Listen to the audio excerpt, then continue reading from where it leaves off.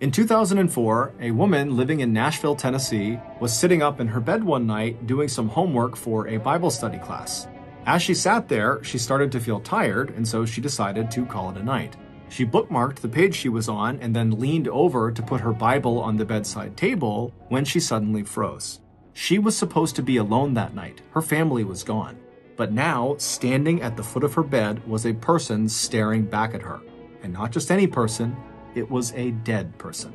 But before we get into that story, if you're a fan of the strange, dark, and mysterious delivered in story format, then you've come to the right podcast because that's all we do. And we upload twice a week, once on Monday and once on Thursday.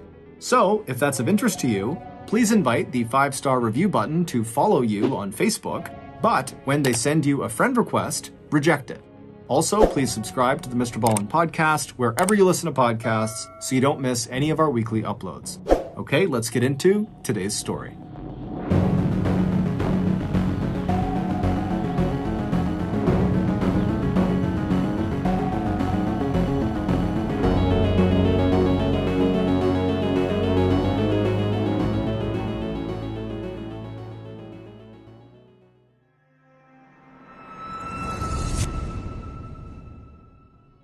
We just moved a few weeks ago, and our kids are actually not enrolled in school here yet, and their school starts in like 2 weeks. Now, we've been confident that we'll get it all sorted out, but last night I was lying in bed and I just could not sleep. I was overcome with anxiety that something would happen and we would not get our kids into school, and then I started running through all these awful worst-case scenarios of what would happen if our kids didn't get into school. In short, I was having a terrible case of the Sunday scaries. The Sunday Scaries is named after that awful, anxious feeling you get usually on Sunday nights, hence the name, when you start dreading all the stuff you have to do the next day, Monday, like work or school stuff or whatever. But in truth, you can get the Sunday Scaries anytime, any day, and really for any reason. Luckily for me, I found a solution for my Sunday Scaries. And so last night, as I lay there stressing out about my kids' schooling, I just got up and I grabbed a Sunday Scaries CBD gummy. And a few minutes later, I was fast asleep. Also, side note, we did get their school situation figured out today. 2022 is all about self-love and taking better care of myself. So whether I need to take the edge off, calm my racing mind, sleep better, or just chill, Sunday Scaries CBD gummies are the answer. Look, we all have the right to live scare-free. Let me save you with my 25% discount. Visit sundayscaries.com and use my promo code MrBallen for your discount. That's promo code MrBallen for 25% off at sundayscaries.com.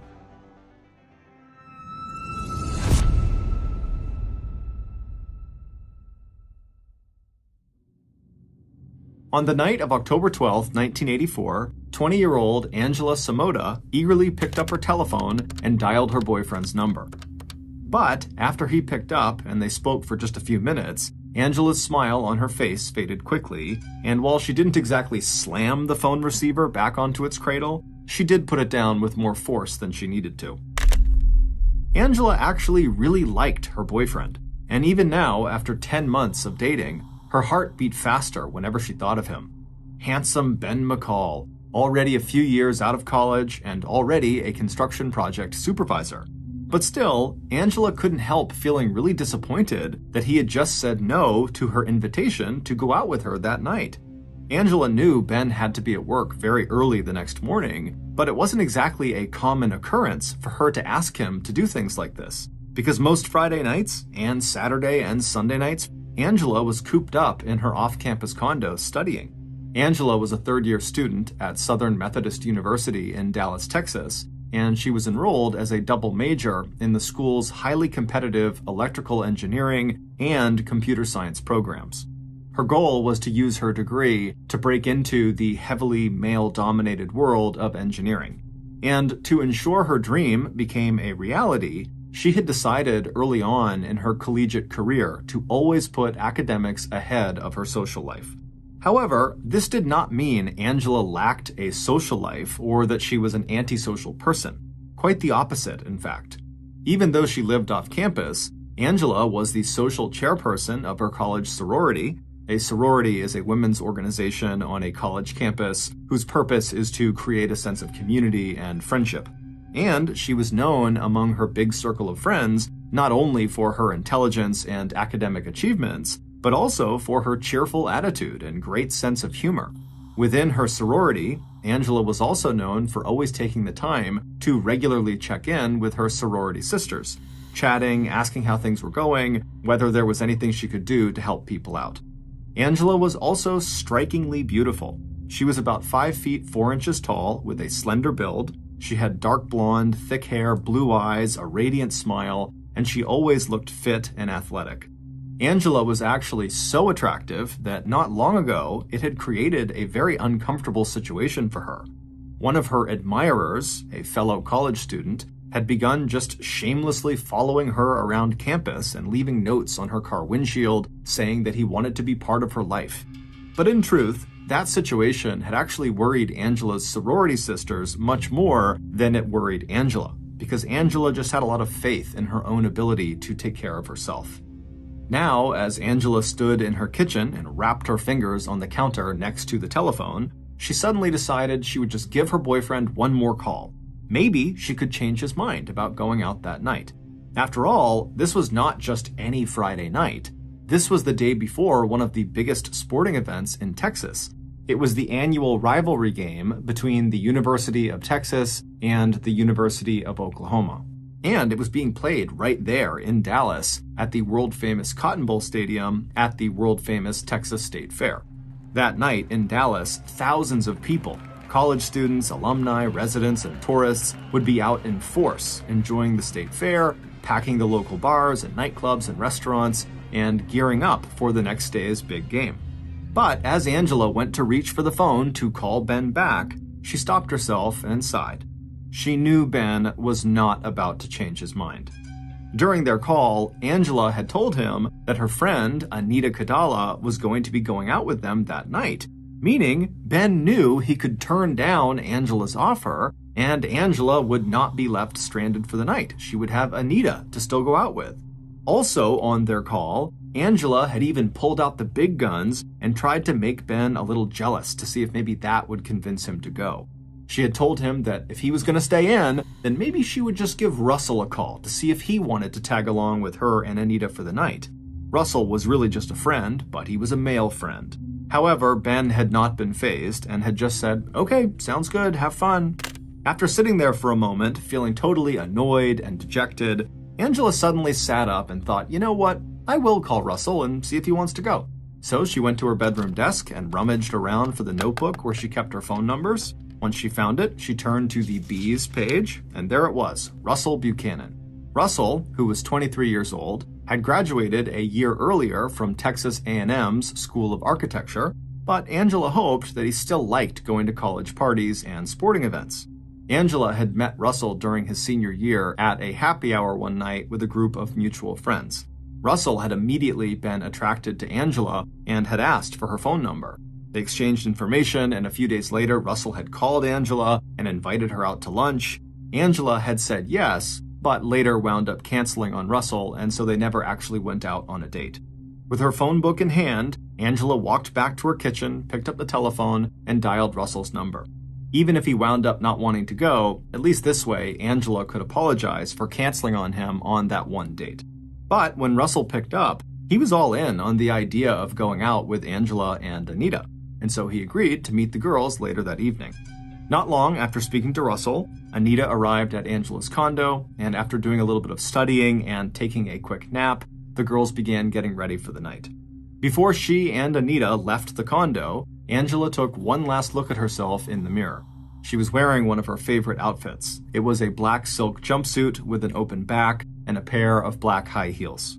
She knew she looked her very best, but once again, she found herself wishing that it was Ben she was going out with. Turning away from her reflection, Angela picked up her black purse, she grabbed her car keys, and then she and Anita left the second-floor corner condo at 4944 Amesbury Drive. They headed down to the parking lot and hopped into Angela's Toyota Supra car.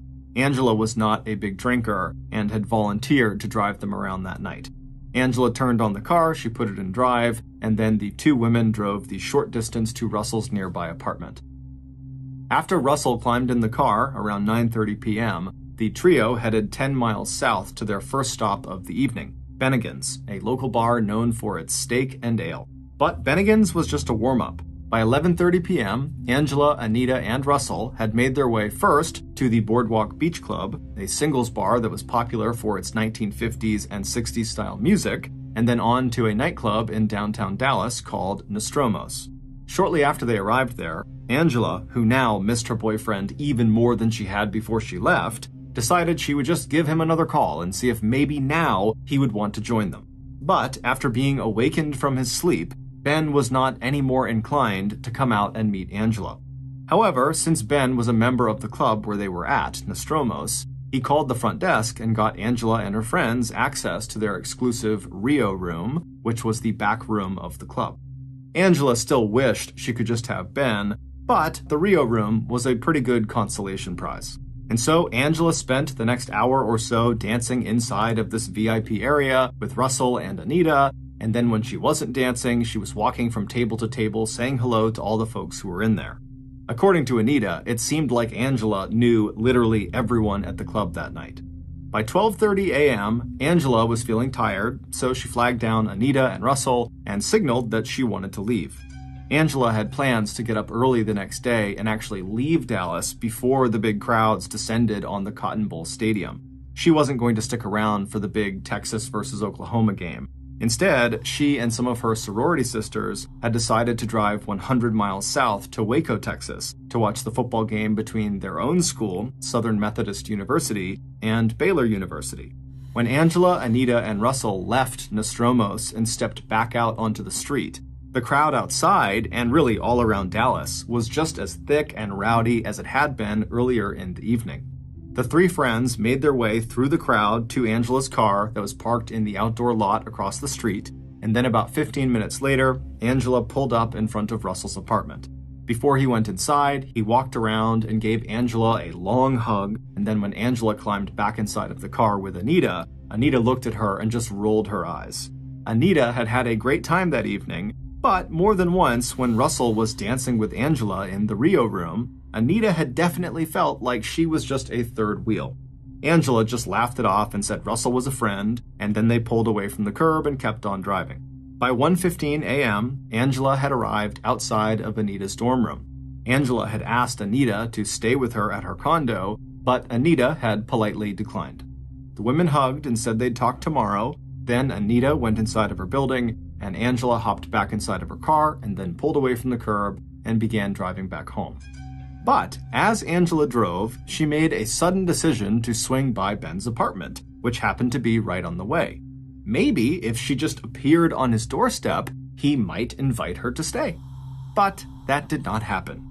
When Ben finally opened his front door looking totally groggy and disheveled, he was not pleased to see Angela standing there. After a brief chat, he told her that as nice as it was to see her, he really just needed to sleep, so could she please just head home and they could talk tomorrow. Angela would eventually accept defeat and would turn around and head back down the steps towards the street below. After Ben watched his girlfriend climb back into her car and drive off, he turned around and went back inside and climbed back into his bed. But just 15 minutes later, at about 1:45 a.m., right as Ben was finally dozing off again, he heard his phone ring. Groaning, he rolled over and picked up the receiver, already knowing that it had to be Angela, and it was. But this time, something was very different. She was not playfully trying to convince him to come see her. Instead, her voice sounded strained. Something was wrong. She was calling from inside of her condo, and her first words to Ben were both strange and distracted. "Ben," Angela said, "talk to me." And when Ben heard a sudden noise in the background and the sound of a voice calling out a question, Ben's anxiety flared. "Angie," he said, "are you okay?" Angela hesitated for a second, and then, still speaking in that sort of distracted and disjointed voice, she said, "I let a man into my condo." Before Ben could respond to this, he heard the sound of utensils clattering on the kitchen counter very close to the telephone, and Angela suddenly telling him in a rushed voice that she would call him back in just a few minutes before she suddenly hung up the receiver without even saying goodbye. By now, Ben was wide awake, and when a few minutes went by and Angela did not call him back, Ben dialed her number and got no answer. As he jumped out of bed and started pulling on his clothes, he called a second time, and again there was no answer. Now Ben felt a flash of panic, and still pulling on his jacket, he ran outside and he jumped into his truck. Although portable cell phones wouldn't be a thing until the 1990s, as a construction supervisor, Ben's truck was equipped with a satellite phone. And as he made the 8 to 10 minute drive to Angela's condo, Ben used that satellite phone to call Angela's number again and again, but still there was no answer. Once Ben pulled into the parking lot of Angela's condo building, Ben saw Angela's car in its usual space. He parked his truck not far from her vehicle, and then he leapt out of his truck and ran to the stairs to Angela's front door, where he began to press her doorbell while also banging on the door and calling out her name. When no one answered or came to the door, Ben turned and ran back down the stairs and around the building to another flight of stairs that led up to Angela's balcony and where her back door was. When he got up to that door, he began banging on it and calling out Angela's name again. But again, there was no answer. Ben would eventually leave the back door and run back to his truck out front, where he would use his satellite phone to call 911. At 2:17 a.m., the emergency dispatcher who received Ben's 911 call sent a couple of officers out to do a welfare check at 4944 Amesbury Drive. The dispatcher told the police officers that a young man named Ben McCall was worried something bad had happened to his girlfriend, Angela Samoda, who lived at that address. When the two police officers arrived at the scene 23 minutes later, they found Ben sitting quietly on the back steps leading up to Angela's condo.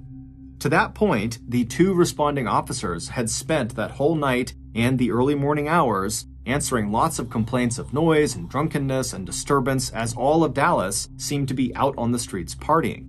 And so, tired and at the end of their shift, they were confident that this call would be no more serious than all the others they had been to so far. After directing Ben to go get the master key from the on-site building manager, the police officers walked around to the front of the property to knock on the door, and to double-check that the condo really was locked. It was locked, and after they knocked, no one answered, but a few minutes later, Ben arrived with the master key. With Ben waiting outside on the sidewalk, the police officers used the master key to open Angela's front door, and then they stepped inside. And almost immediately, the officers knew that this call was not like the others they'd responded to that night. On the carpeted floor of the living room just ahead of them, they could see there was a single black high-heeled shoe tipped over on its side, and near it was what looked like the track of another spike heel that had been dragged through the soft pile of the rug, like someone was still wearing that second high heel when they were dragged across the living room. After seeing this, both officers reflexively put their shooting hands down on their gun holsters. One of them, a rookie officer named Janice Crowther, who had just joined the Dallas police force 1 year earlier, immediately felt the hairs on the back of her neck stand up when she saw those two shoes.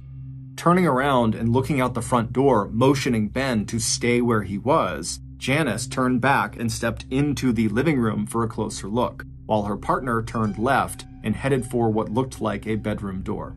A minute later, as Janice was looking around the living room and not really seeing anything, she heard her partner calling out, "I think I found her."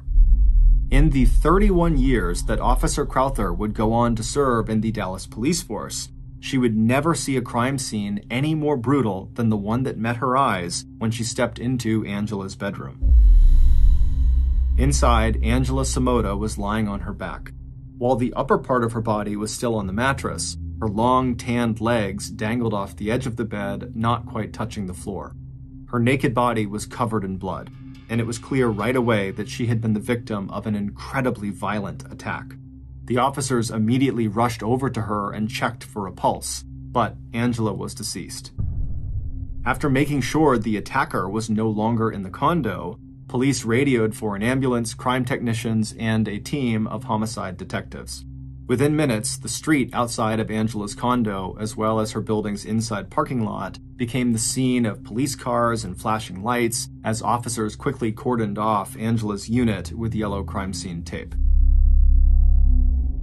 30 minutes later, lead detective Virgil Sparks and his partner Russell Graves were standing in Angela's bedroom looking at the ruined remains of a young woman who just hours before had had a vibrant life and a promising future. Their first impression was that this murder had been a crime of intense passion. In violent cases like this, where there was no sign of robbery, police knew from their experience that the motives were often rage, jealousy, love, revenge, or some combination of those. Detectives would need to wait for confirmation from the crime scene techs and the results of Angela's autopsy, but it certainly looked to them like Angela had been the victim of a violent sexual assault. And since there was no sign of forced entry, it also looked like Angela herself had opened the door to her attacker. From the defensive wounds on Angela's hands and arms, and the single high-heeled shoe that was still lying in the middle of the living room, detectives also surmised that there must have been a struggle and that Angela had likely tried to fight off her attacker. And from the smears of blood on the bedroom light switch and the bloody residue around the drain in the bathtub and on the bottom of the shower curtain, it also appeared that after killing Angela, her attacker had used her bathroom to try to clean themselves off before leaving the condo and taking the murder weapon with them. Feeling sure that the killer had to be someone who knew Angela, the first people that the police wanted to talk to were the men in Angela's life, starting with Ben.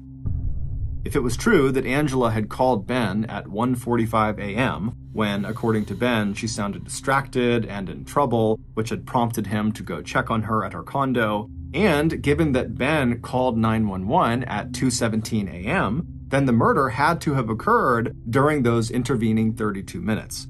If the killer wasn't Ben, then that meant Ben had just magically arrived at the condo within minutes of the killer making their getaway.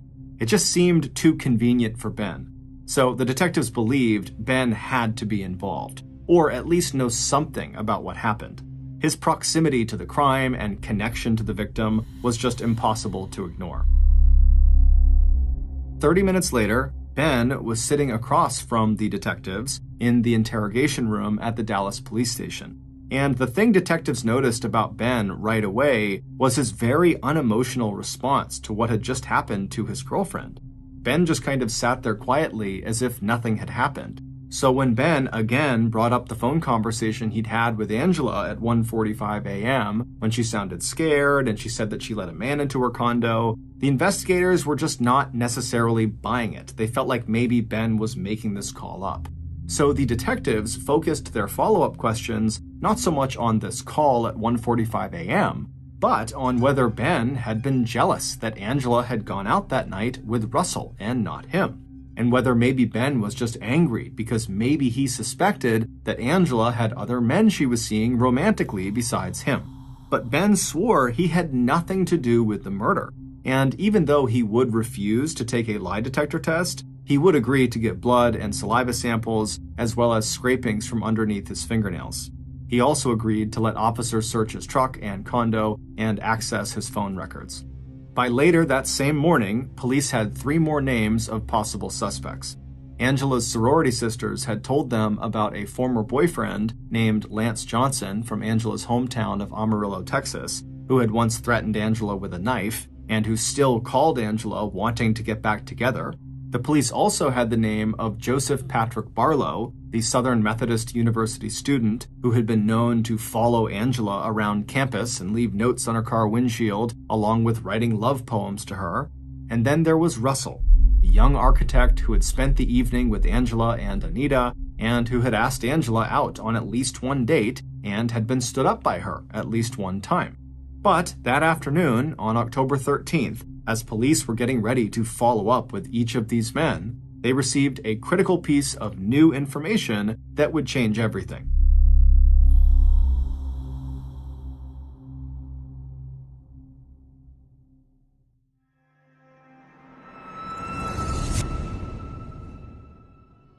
Ever since we moved to our new house a few weeks ago, I have been making an effort to work out on a more consistent basis. But where we moved is very hot, and I have always liked to exercise outside. So at the same time I've begun this fitness/health push, I've also had to make a real effort to ensure I'm always hydrated. Luckily, it's actually been pretty easy to do that because I've been using Liquid IV. Liquid IV is a great tasting electrolyte drink mix powered by cellular transport technology. In the mornings, I just grab a couple of lemon-lime flavored sticks to mix into my water bottles, and boom, I'm all set for my morning workout and for the rest of the day. One stick of Liquid IV in 16 ounces of water can hydrate you 2 times faster and more efficiently than water alone. Also, Liquid IV contains 5 essential vitamins: B3, B5, B6, B12, and vitamin C. And of course, Liquid IV just plain tastes great, especially during and after a workout. Grab your Liquid IV in bulk nationwide at Costco, or you can get 15% off when you go to liquidiv.com and use code MrBallen at checkout. That's 15% off anything you order when you shop Better Hydration today using promo code MrBallen at liquidiv.com.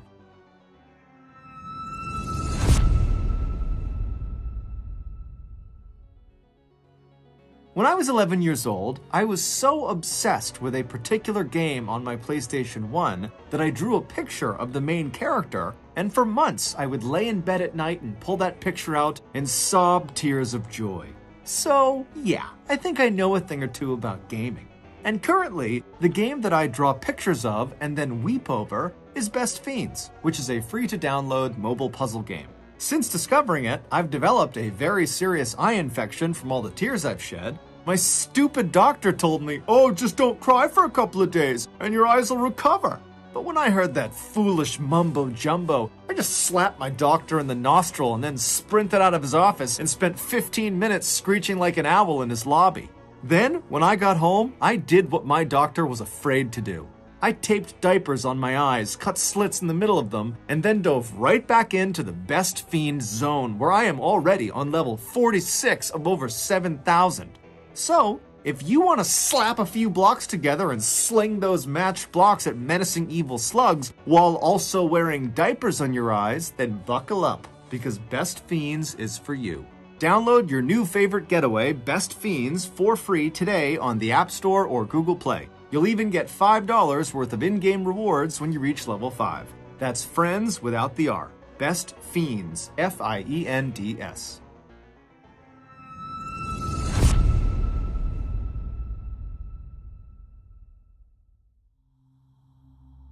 The preliminary results from Angela's autopsy had come back, and she had indeed been sexually assaulted, and her attacker had left behind plenty of bodily fluids, including semen, which meant her attacker was a male. But a test of those bodily fluids showed something unique. It would turn out the man who attacked Angela was what's known as a non-secretor. A non-secretor is an individual, man or woman, whose blood type antigens do not show up in bodily fluid other than blood. In other words, their saliva or semen or other fluid secretions do not contain any markers of their blood type. Approximately 50 to 80% of all people are secretors, while 20 to 50% are non-secretors. And so, this information immediately allowed police to start ruling suspects out. Today, police use DNA testing to track bodily fluids back to an exact individual. But back in 1984, when Angela was murdered, this kind of rough sorting of suspects using information like whether they were a secretor or not was about as good as police were going to get. So, with the non-secretor news, coupled with bulletproof alibis, the list of suspects suddenly dropped from 4 names down to just 1.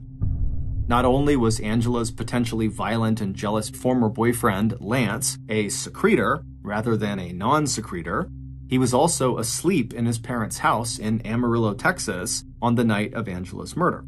And although the student who had followed Angela around campus would turn out to fit the bill as a non-secretor, he too had a rock-solid alibi that ruled him out.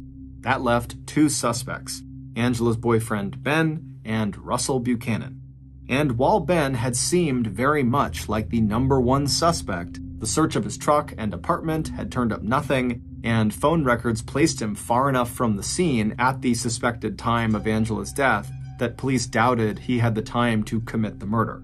He also was eventually proven to be a secretor. Russell, on the other hand, was a non-secretor, and he had been with Angela right before she was killed, and his apartment was only a 5-minute walk from her condo. But what really snagged the police's interest in Russell was the fact that when investigators went to his apartment to interview him on October 13th, just hours after Angela's body had been discovered, Russell was nowhere to be found. In fact, it wasn't until Monday, October 15th, more than 48 hours after Angela's murder, that police finally found Russell at his home. And when Russell answered their knock on his door, he found a shotgun pointed directly at his chest. It wasn't exactly a raid, but it was clear to Russell that he was in some serious trouble. With the shotgun still aimed at his chest, detectives ordered Russell to go with them to the police station to answer questions about the murder of Angela Samoda. Once they were in the interrogation room, Russell told the detectives that he had nothing to do with Angela's murder. He said he didn't even know she had been killed until the police were at his door that morning with a shotgun pointed at him. He said the last time he saw Angela was when she and her friend Anita had dropped him off at 1 a.m. after the three of them had left the club. He told police that he was never involved romantically with Angela and that he knew she had a boyfriend and he was not jealous. When asked why he wasn't around on the 13th and 14th, Russell said he'd been at a wedding in Dallas before flying to Houston, Texas to visit his parents, and he had only just gotten back late on the 14th. Russell's story seemed plausible, but he didn't really have an alibi, and he was a non-secretor, so investigators could not rule him out as a suspect. However, without any other hard evidence that actually linked Russell to the crime scene or to Angela's death, Detective Sparks and Graves had to let Russell go. Over the next few weeks, 6 investigators, who were all assigned full-time to Angela's case, chased down every lead they possibly could. They interviewed everyone from friends and family to the mechanics who worked on Angela's car to the workers who had installed the carpeting in Angela's condo, but no one had any useful information. Crime Stoppers, a community program that encourages people to provide anonymous tips about crimes, featured Angela's case in a televised program and even offered a reward of $1,000 for any useful information. Also, Angela's own family offered a reward of $10,000 for information that would lead to her killer. But still, nothing came in. And as every lead seemed to go cold, Detective Virgil Sparks couldn't help but keep coming back to one name on his suspect list: Russell Buchanan. Russell had not been ruled out yet, and in Detective Sparks' eyes, Russell just seemed like the guy. And soon, one of Angela's friends, Sheila Gibbons, would become Detective Sparks' unlikely ally in his effort to uncover incriminating evidence against Russell. 22-year-old Sheila Gibbons was especially traumatized by Angela's death. Not only were the women both members of the same sorority, but also Sheila had been Angela's roommate during Angela's first year at Southern Methodist University. When they first met, it had seemed like the two girls did not have much in common. Sheila struggled with dyslexia, a learning disability that made it hard for her to correctly interpret words. And so while Sheila struggled with her studies and preferred socializing to books, Angela was the opposite. But over time, these differences actually seemed to draw the girls closer together. Sheila made sure that Angela didn't just study, and Angela helped Sheila focus on schoolwork. Even after Angela had moved into her own condo off campus, the women had remained very close. And just 1 week before Angela's murder, the two of them had had one of their regular get-togethers to catch up and chat about what was going on in their lives. On the weekend that Angela was killed, Sheila had been away from the university visiting her mother in North Texas, and that was where she was when she got a call from one of her sorority sisters who broke the terrible news.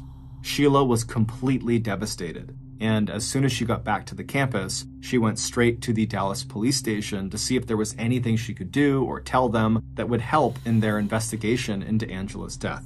And it was there at the station that Sheila happened to look over and see some of the crime scene photos of Angela right after she had been raped and murdered. And it was a sight Sheila could just never forget. After speaking with Detective Sparks and getting the impression that he was especially suspicious of Russell, Sheila offered to arrange and record conversations between herself and Russell in hopes that Russell might tell her something incriminating. And on top of Sheila spying on Russell, police also set up 24-hour-a-day surveillance on Russell and they also pulled him in for questioning on dozens of occasions, picking him up at his work or at his apartment or anywhere in between. But all of that came to a screeching halt in April of 1984 when Russell hired a well-known defense attorney who told police they had to either charge Russell with a crime or leave him alone. And because at that point police still had not unearthed any hard evidence against Russell, they were forced to just leave him alone. And so Russell became yet another dead end. And by the late spring of 1985, the Angela Samota murder investigation had basically gone ice cold.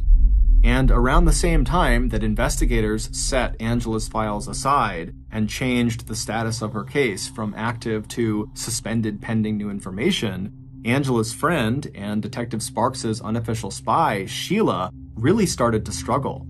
Angela's unsolved killing had shattered Sheila's sense of safety and security, along with her belief in the justice system. Convinced that Russell had just gotten away with murder, and still feeling totally traumatized by the brutality of her friend's murder, Sheila would drop out of Southern Methodist University in the middle of her senior year. For a while after she left school, Sheila just sort of drifted through her life, overwhelmed by the sense of numbness that Angela's murder had caused. Eventually, in 1986, Sheila would meet a man named Charles Wasaki, they would get married, they would buy a house together, and they would have kids together. And for the most part, Sheila was able to just kind of focus on her family and move on with her life and not let Angela's murder dominate every aspect of it. But all of that would change one evening in 2004. By then, Sheila was 43 years old and was living comfortably with her family in Nashville, Tennessee.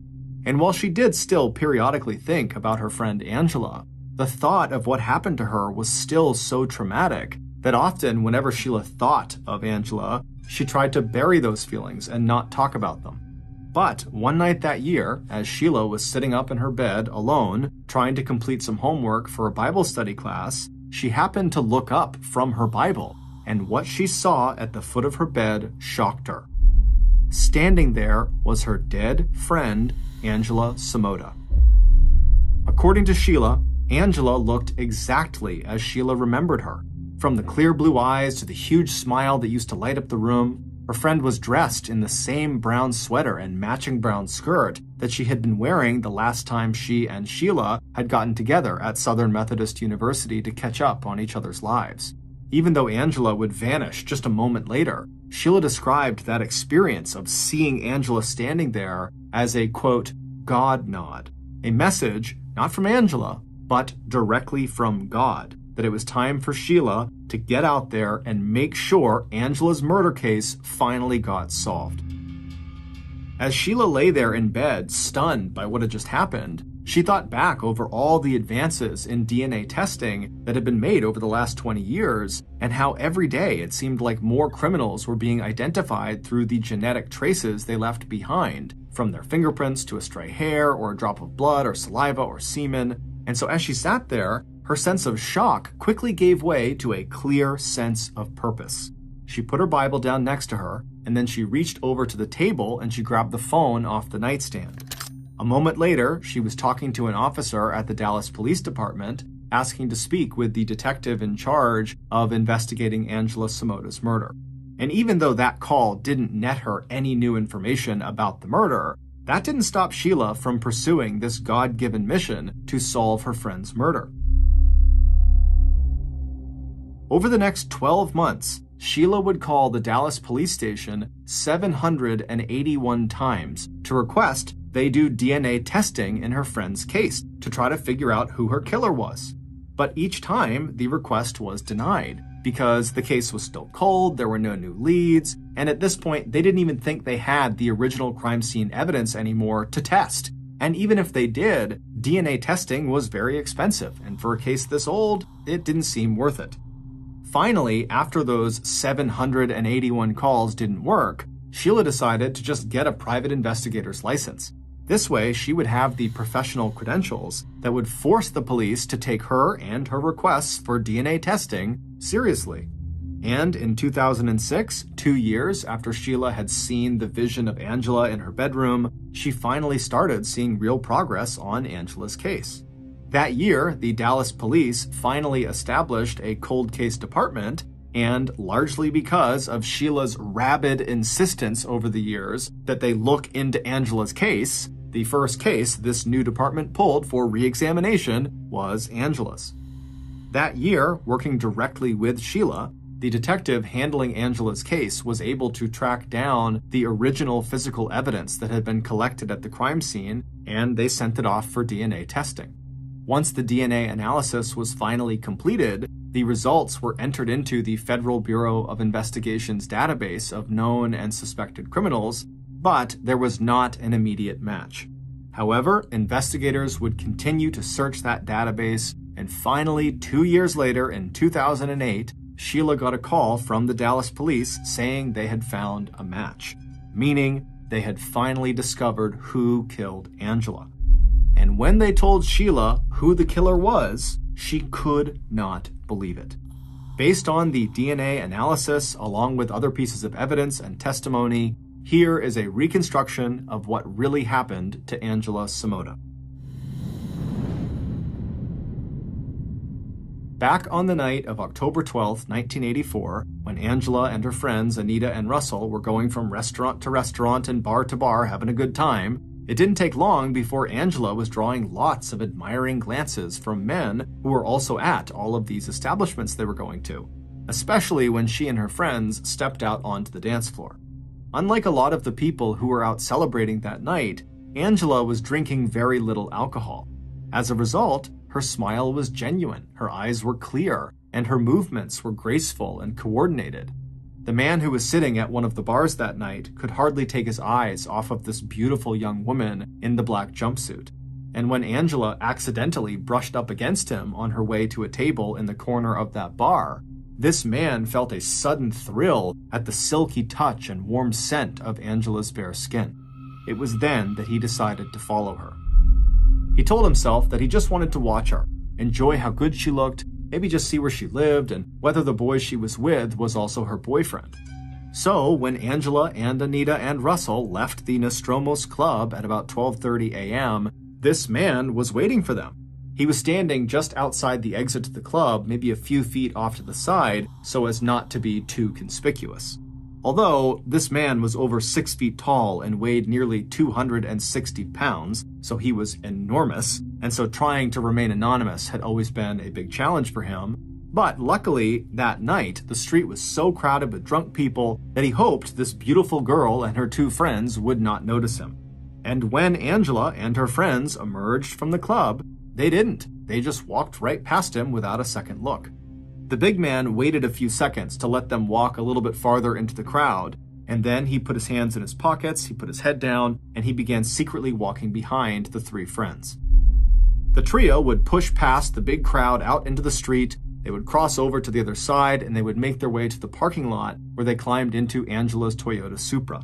By the time Angela had turned her car on and began backing out of her parking spot, the big man who had followed them was now sitting only a few spots away in his idling vehicle.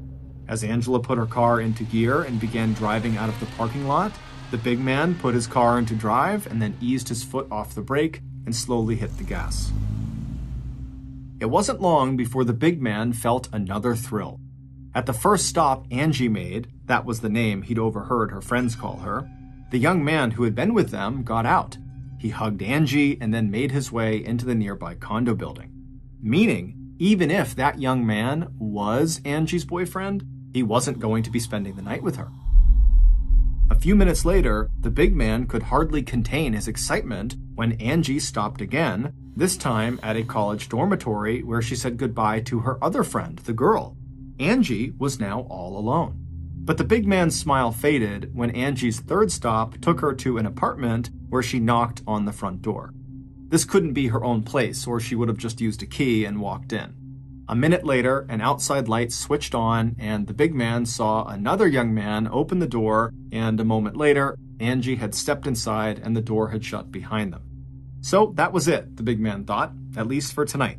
That young man who had just opened the door must be Angie's real boyfriend, and she is going to spend the night with him. The big man suddenly realized how tightly he was gripping the steering wheel, and he took a few minutes to force himself to just breathe and relax. But even as he was getting ready to turn his car back on and drive home, the door to this apartment opened again, and he saw Angie step back outside, her blonde hair shining like a halo in the porch light. Watching intently from his car, the big man held his breath, then let out a sigh of relief when the young man inside the apartment stepped back inside and closed the door. Angie was alone again. Breathing a little faster now, the big man in the car watched as Angie walked back to her Toyota. She unlocked the door, slipped once more behind the steering wheel, turned on the engine, and pulled back out onto the road. She never noticed the car that pulled out behind her and followed her the rest of the way home. 10 minutes later, Angie was climbing the steps to her condo on Amesbury Drive. The big man had parked his car on the other side of the street and made a mental note of which unit was hers. He had made up his mind. He was going to go inside. But it was important that he got to her right now before she was settled in her bed. So, after taking a deep breath, the big man looked around him to make sure no one was watching. Then he climbed out of his car, he shut the door quietly, and began walking across the street toward Angela's building. Once she was inside of her condo, Angela put down her purse and hung up her car keys. But just as Angela was about to slip out of her black high heels and head for the bathroom, she heard a sudden but quiet knock on the door just a few feet away from where she was standing. Then she heard a man's voice and more knocking, still quiet but insistent.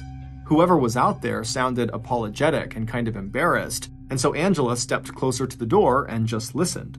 The man outside began talking again. He said he just needed to find out where the nearest payphone was. He'd just take a second or two of her time. Please, could you just open up the door? Reassured by the tone of his voice, Angela reached out and she unlocked the door. But then, before she could even turn the door handle, the man outside had pushed the door open himself and was now stepping into her condo. Forced backward, Angela felt a sudden rush of fear. The man in front of her was enormous, and he had these small, flat green eyes and a thin mouth. And as soon as he was inside of her condo, he just started repeating his question about the payphone while also simultaneously turning around, shutting her door behind them, and locking both of them inside of her condo. Then, with the door locked, he turned back around and faced her and began slowly walking toward her while asking if he could use her bathroom. For just a second, Angela squeezed her eyes shut, trying to gather her thoughts and find a way to make him leave her condo. And then she thought of Ben. What she needed to do was call Ben. This huge man would never hurt her if he knew that she'd told her boyfriend that he was here in the condo with her. So, as Angela forced herself to open her eyes and face the big man who was bearing down on her, she also reached out for the phone on the kitchen counter and quickly punched in Ben's number. The man didn't try to stop her from using the phone. He just continued walking closer and closer to her while asking, "Where's your bathroom? Where's your bathroom?" With the phone up to her ear, Angela quickly gestured to the intruder with her other hand toward a tiny hallway on the other side of the living room where the bathroom was located. As the big man suddenly turned away from her and began striding toward that hallway, Ben answered Angela's call. Right away, Angela began speaking, doing her best to stay calm, but her voice sounded strange and disjointed. "Ben," she said, "talk to me, please." And in the seconds that followed, Angela kind of awkwardly explained that she had just allowed a man into her apartment and he's using the bathroom and he's asking about a payphone, and did Ben know if there was a payphone near her condo? Maybe if the intruder knew where the payphone was, he'd just leave. But before Angela could explain anything else, the big man emerged from that hallway near the bathroom and strode right back over to Angela and again began asking her over and over again, "Where's your bathroom? Where's your bathroom?" The big man was now so close to Angela that the only way to put distance between her and him was to hang up the phone and back up. And so Angela quickly told Ben she'd call him back in a few minutes, and then she dropped the receiver onto its cradle. But before Angela could step away, the big man had taken one of the knives out of her butcher block on the kitchen counter, and even as Angela tried to turn and run toward the front door to escape, the big man lunged and he grabbed her with one arm around the waist and began pulling her away from the door. Angela did her best to fight back, but her attacker was way bigger and stronger than she was, and so a moment later she was being forcibly dragged across her living room towards her bedroom. After throwing her onto her bed, the big man climbed on top of her and then pressed down hard with his left hand over her mouth and face to stifle her screams. Then he violently raped her. After he was done, with his hands still pressed down over her mouth, he straddled her torso with one knee on either side of her, making sure she couldn't move. Then, with his free right hand, he reached over and he grabbed the knife he had taken from the kitchen that was sitting on the bedside table. Then, while staring straight down at Angela's wide eyes, the man raised the knife in his right hand over his head, and then he brought it straight down with all of his strength into the center of Angela's chest.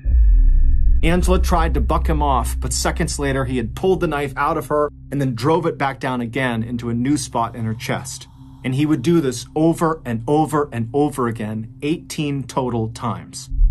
The force of these blows were so great that they broke Angela's breastbone, and even though the knife may have been as short as 2 inches long, it would go straight through Angela's heart and then come out of her back.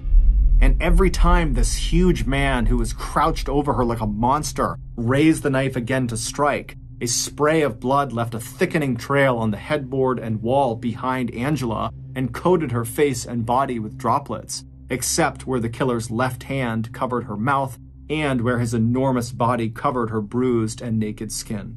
Janice Crowther, one of the police officers who first discovered Angela's body early in the morning of October 13, 1984, would later testify at the killer's trial that when she first walked into Angela's bedroom, it looked like Angela's heart had been cut out and was laying on top of her chest.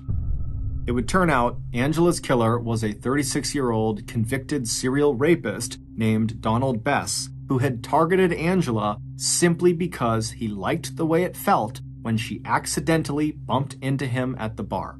That was all it took. Angela didn't know him, and he didn't know her.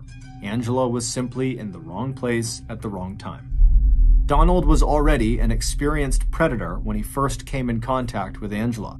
He'd gotten out of prison on parole just 6 months earlier in March of 1984 after serving only 6 years of a 25-year-long sentence for rape, kidnapping, and aggravated assault.